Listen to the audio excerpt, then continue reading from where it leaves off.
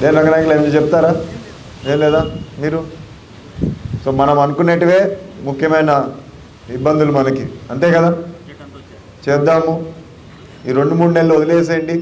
నేను ఎట్లా ఒకట అట్లని చెప్పి ఈ 2-3 నెలలు విచ్చలుడిగా చేయొద్దండి దయచేసి.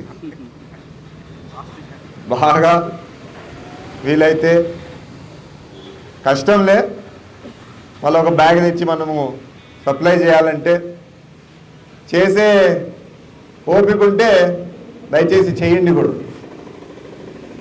ఒక 10 మంది బాగుపడతారేమో దానివల్ల.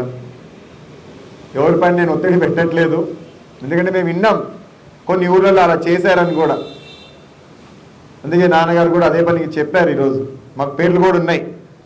ఎక్కడైతే తక్కువ వస్తా అంటే వాళ్ళు సొంత డబ్బులు పెట్టి ఆ బ్యాలెన్స్ బియ్యం ఏదైతే ఉందో ఇవ్వాల్సిండేది కూడా ఇచ్చిన రోజులు ఉన్నాయి. కాబట్టి మేము చెప్తున్నాం, వీలైతే చేయండి, మీరైతే కష్టపడద్దండి.